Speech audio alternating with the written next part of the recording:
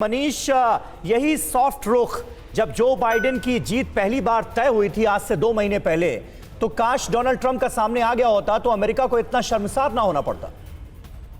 जी हाँ, बिल्कुल समीर। देखिए, आज से ठीक 2 महीने पहले मुझे याद है 8 नवंबर को यह साफ हो गया था कि जो बाइडेन पूरी तरह से जीत चुके हैं। लेकिन 2 महीने में लगातार ट्रंप ने अमेरिकी चुनाव प्रक्रिया, अमेरिकी सिस्टम और अमेरिका के अस्तित्व पर ही सवाल उठा दिया।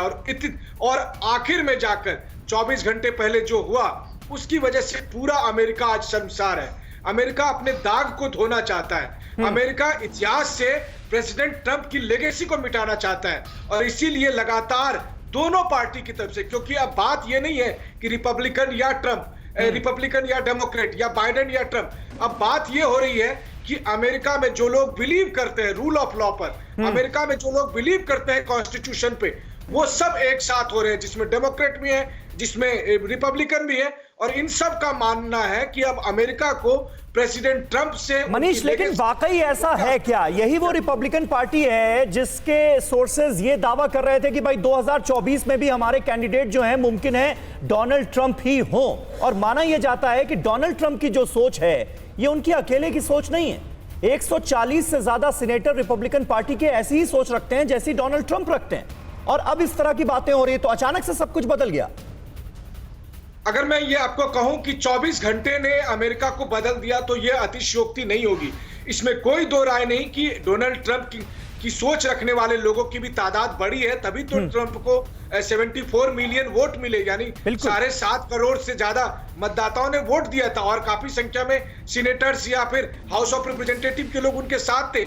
लेकिन उनके साथ भी जो लोग थे उन्होंने भी जब देखा कि अमेरिकी पार्लियामेंट की बिल्डिंग में लोग घुस आए हैं, यहां तक नौबत हो गई है कि हाउस में गोली चली है, तो उनमें से बहुत सारे लोगों ने कहा कि इनफ इज इनफ। और यही बात है कि आप देखिए कि ट्रंप के सबसे बड़े सहयोगियों में से एक, चाहे माइक पेंस हो या फिर लिंडसे ग्रैहम हो, उन्होंने भी कहा कि अब और नहीं, क्योंकि उन्हें लगा कि इसके आगे अगर आप ट्रंप का साथ देते तो कुल मिलाकर अगर कहूं तो उनके पास विकल्प था कि क्या वो अमेरिका के साथ खड़े हैं या वो ट्रंप के साथ खड़े हैं। बिल्कुल सही बात है, लोगों ने अमेरिका का साथ लिया। बिल्कुल बिल्कुल मनीष, बने रहे हमारे साथ। और इस वक्त जो बाइडेन की तरफ से बहुत ज्यादा सख्त रुख अख्तियार कर लिया गया है, सीधे रुख करेंगे अंजलि का। बड़ी खबर आई है समीर, और खबर ये कहती है कि लगातार ट्रंप की किरकिरी हो रही है अमेरिकी हिंसा को लेकर। इस वक्त की बड़ी अपडेट ये कि बुधवार का दिन अमेरिकी इतिहास के लिए सबसे काला दिन था। ये जो बाइडेन ने कहा है, वे प्रदर्शनकारी नहीं बल्कि घरेलू आतंकवादी थे।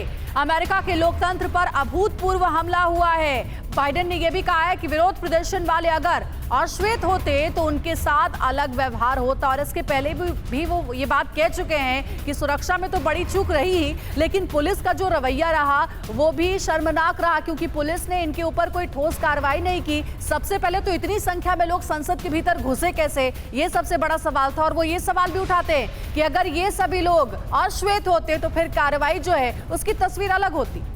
परवाह देश की, सोमवार से शुक्रवार रात 10 बजे TV9 भारतवर्ष पर।